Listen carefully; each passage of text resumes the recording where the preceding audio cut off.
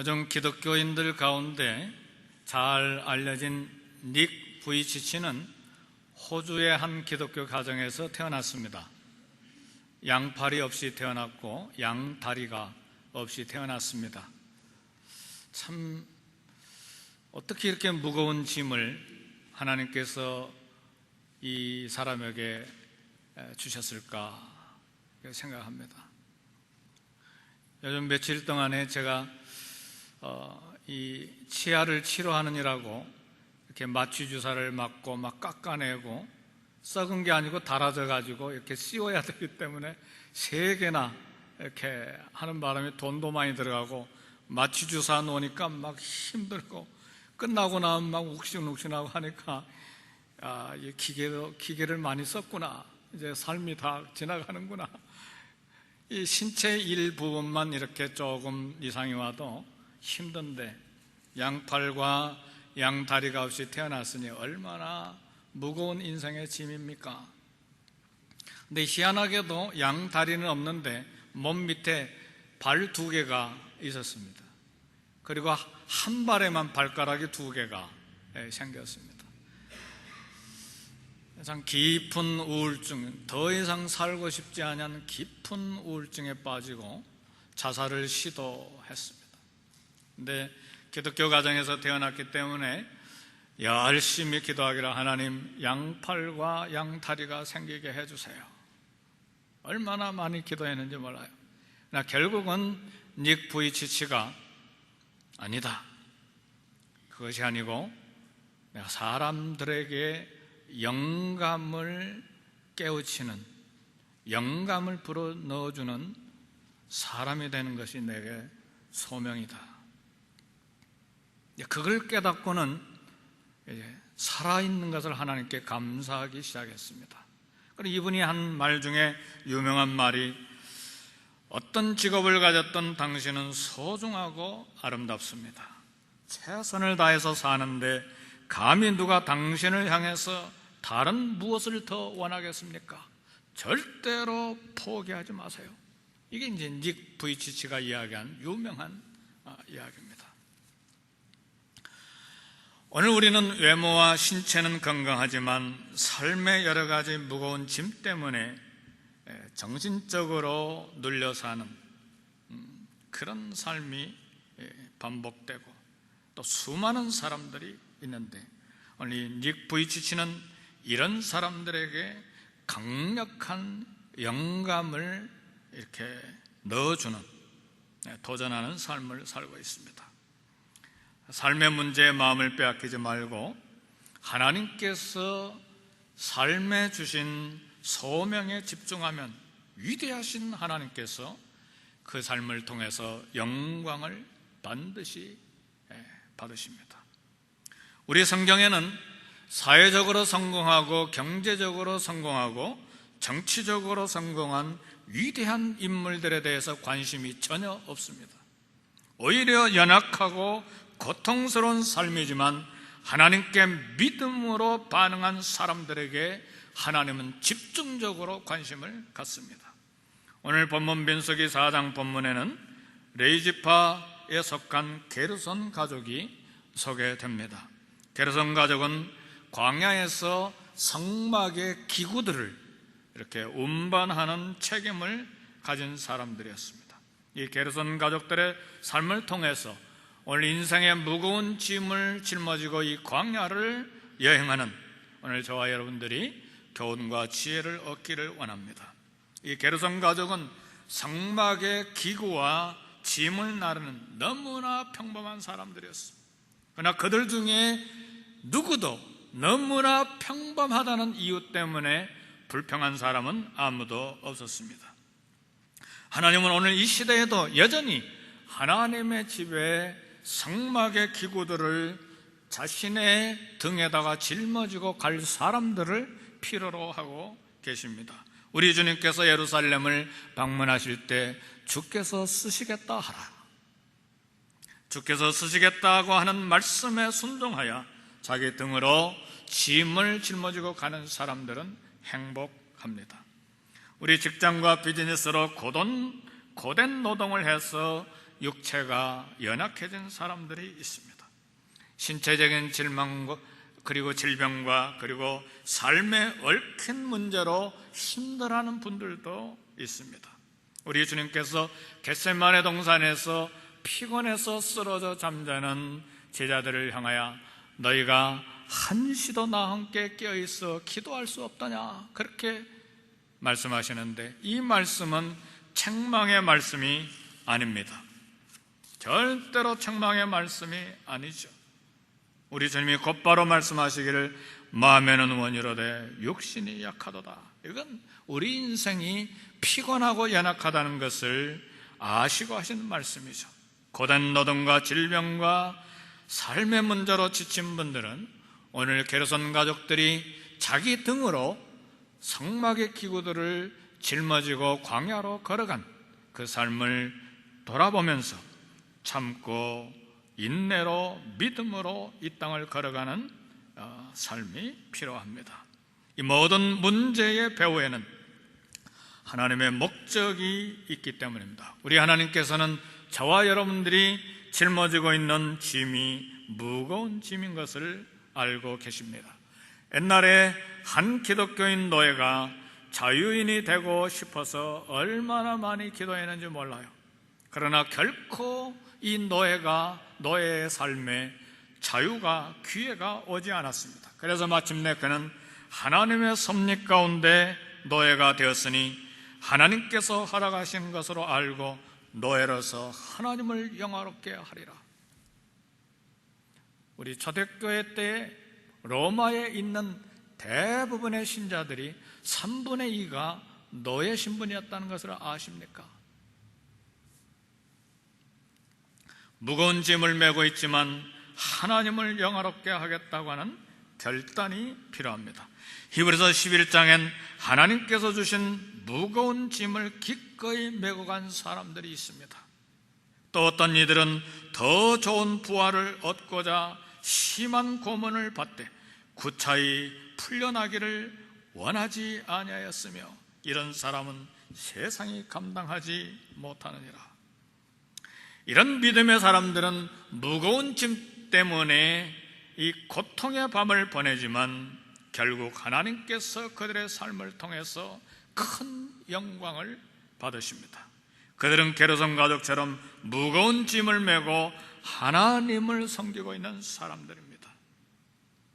큰 부자로 사는 사람들도 있지만 이 땅에는 가난하게 사는 사람들도 많이 있습니다.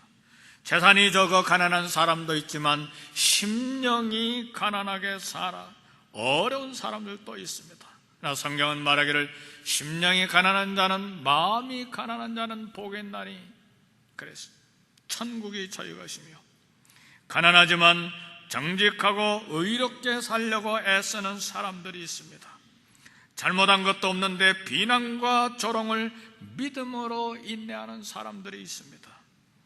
주님께 충성하고 양심도 깨끗하지만 오해를 받는 사람들도 있습니다. 이런 짐을 믿음으로 메고 가는 사람들이 심령이 가난한 사람들이요, 그들에게 복이 있나니 천국이 저희 것이 되는 것입니다. 군중들이 호산나를 부르면서 앞서거니 뒤서거니 우리 예수님을 찬양했습니다. 예수님을 왕으로 삼으려고 했습니다. 그러나 순간에 찬송은 사라지고 예수님의 머리에 가시 멜루간이 쓰여졌습니다. 주님이 가시 멜루간을 쓰셨다면 나 같은 사람은 더한 고통의 멜루간도 능히 쓸 수가 있습니다. 이를 알고 짐을 메고 가는 사람들이 바로 심령이 가난한 사람들입니다. 게르손 가족은 무거운 짐을 지는 일을 감당했는데 그것은 하나님께서 맡겨준 일이었기 때문입니다. 이 모든 고난은 여호와를 위한 고난임을 기억해야 합니다.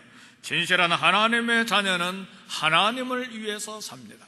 그래서 아침부터 저녁까지 우리 인생 전체가 하나님의 영광을 위해서 존재한다는 것을 아는 것이 우리 그리스도인이 가져야 될 소명입니다. 민수기 4장은 레위지파 가족 중에서 특별히 게르손, 고앗, 무라리 가족에 대해서 이야기하는데, 사랑하는 성도 여러분, 이 게르손 가족들은 너무나 평범한 적은 일들을 담당해서 광야를 건너간 사람들입니다. 오늘 하나님께서는 위대한 사도, 위대한 지도자들만 부르신 것이 아닙니다. 우리 하나님께서는 평범하게 짐을 메고 가는 사람들에 대해서도 생각하고 부르셨습니다. 우리 하나님께서는 결코 신분의 차별을 두지 않습니다. 우리 하나님께서는 결코 위대하고 부유한 사람만을 생각하시는 것이 아닙니다. 우리 주님은 가난한 자, 무거운 짐을 메고 가는 사람들도 기억하시고 그들을 생각하고 계십니다. 하나님께서 이들을 기억하고 계신다면 오늘 하나님께서 저와 여러분들도 기억하고 계심을 알고 믿어야 합니다. 특별히 오늘 본문의 말씀을 통해서 우리 하나님은 기구를 매는 자들을 직접 임명하셨다는 것을 알아야 됩니다.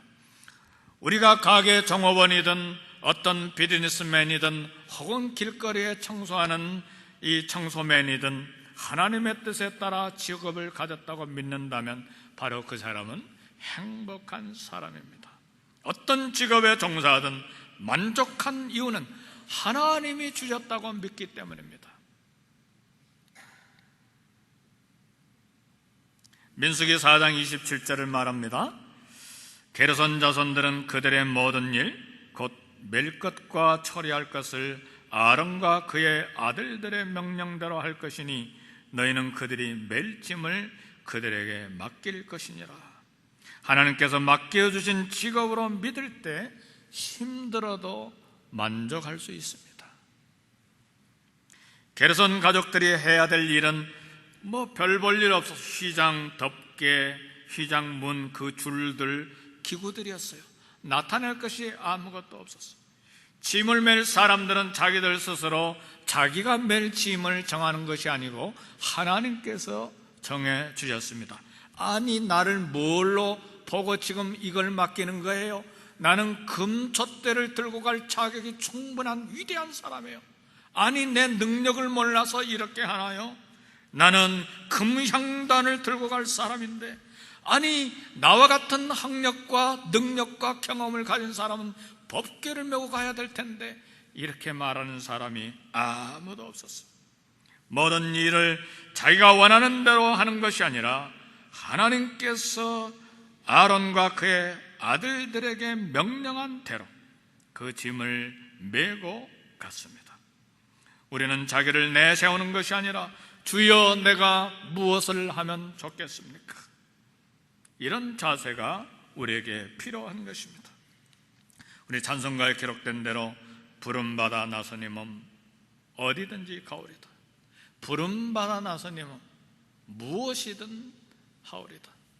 우리 이 찬송은 신나게 부르는데 우리 실제 삶 속에 이 찬송가의 가사가 적용되고 있는가?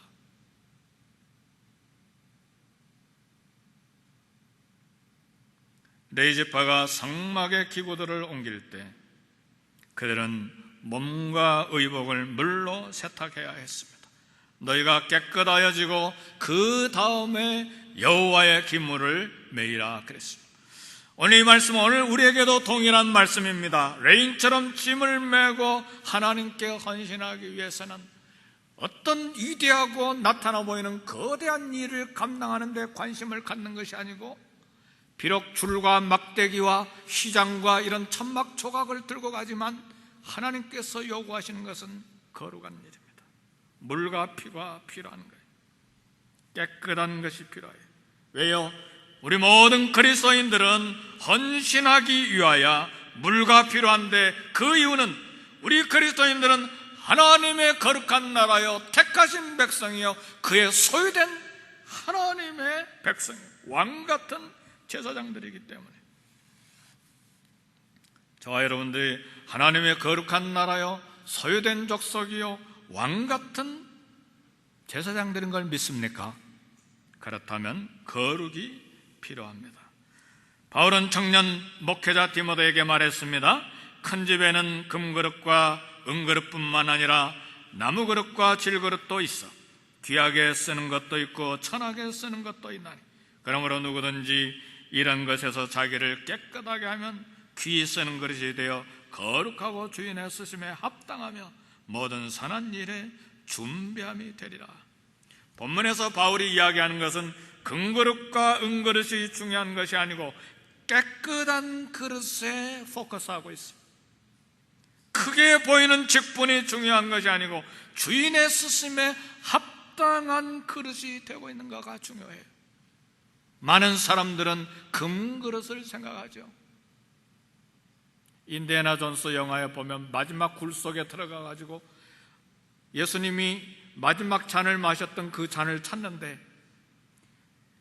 황금으로 된 찬란한 이 잔들이 수도 없이 쌓여 있는데 거기에 물을 마셔야 돼요. 잘못 마셨다간 죽는 거예요. 근데 마지막 잡은 잔이 황금잔 찬란한 잔이 아니고 나무로 된 잔이, 그 물을 마셨을 때 살아났어요. 물론 영화 이야기지만 우리가 얼마나 호화로운 것을 많이 원합니까?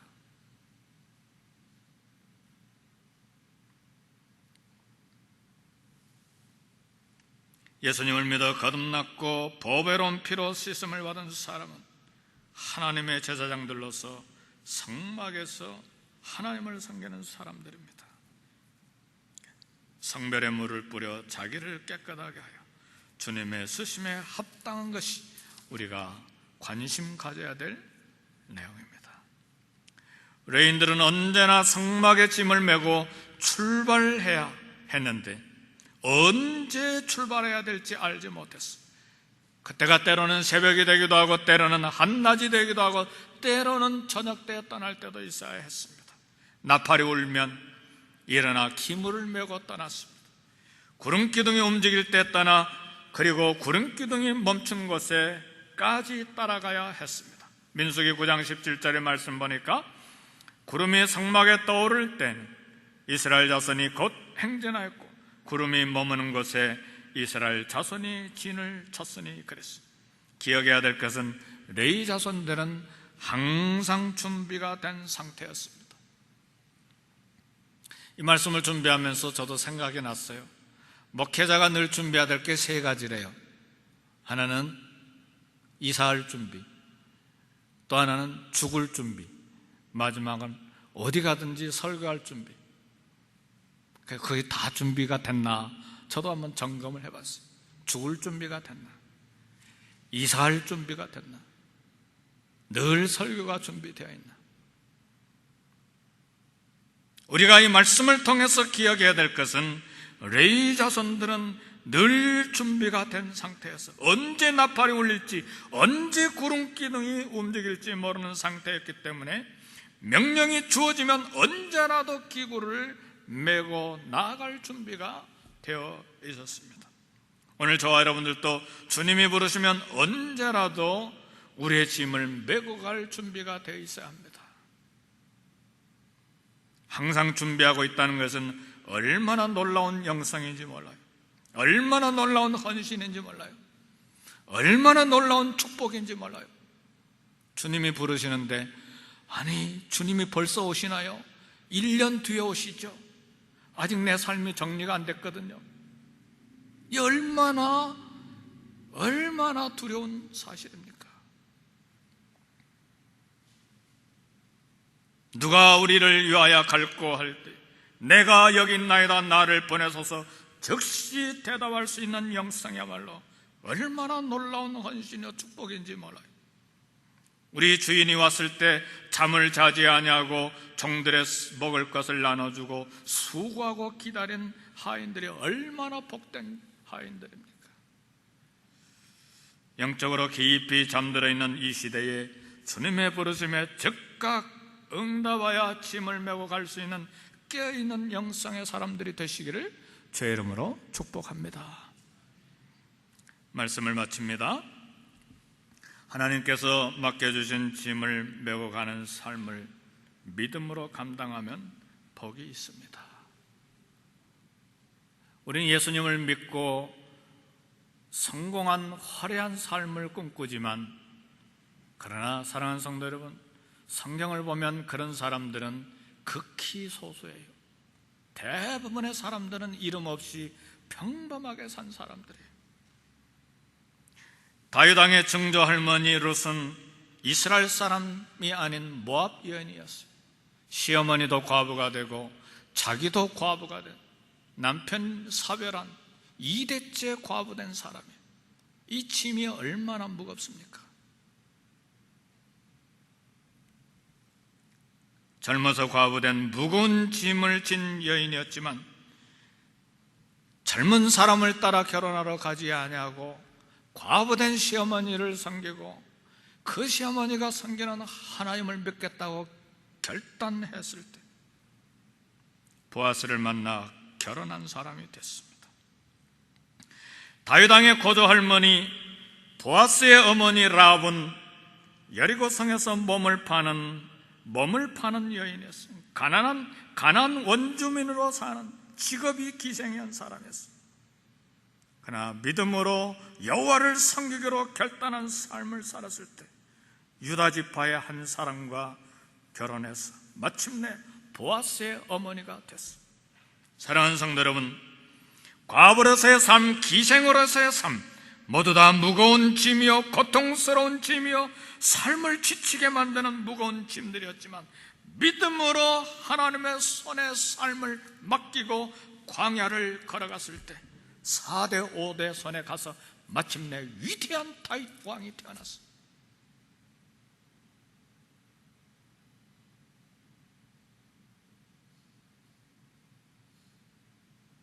우리가 짊어지고 가는 무거운 짐 결코 손해 아닙니다. 이름이 없다고요? 존재감이 없다고요? 2대째 과부된 사람, 몸을 팔았던 여인, 존재감이 없죠. 지친 삶이죠. 그러나 믿음으로 결단하고 그 짐을 등에 짊어지고 광야를 건너갔을 때 위대한 다윗 가문을 만들고 그 가문에서 메시아 예수님이 오셨다는 것을 알아야 돼요. 하나님께서 주신 짐을 자기 등으로 메고 가는 사람은 행복한 사람입니다. 세속적인 가치관 때문에 남의 눈을 너무 의식하기 때문에 열등감, 자존감이 너무 낮아 있는 경우가 얼마나 많습니까? 불평하지 않고 절망하지 않고 짐을 메고 가는 믿음, 인내가 필요합니다.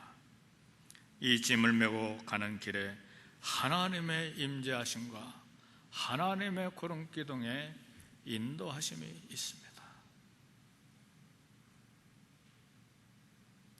짐을 메고 갈 때에 무거운 짐에 관심을 집중하지 말고 우리 삶에 주신 소명에 집중할 때 하나님의 계획하신 거룩하신 뜻이 드러날 뿐만 아니라 구원의 기적을 베풀어 주시고 마침내 하나님이 영광을 받으십니다. 기도하십시다. 말씀을 생각하시면서 우리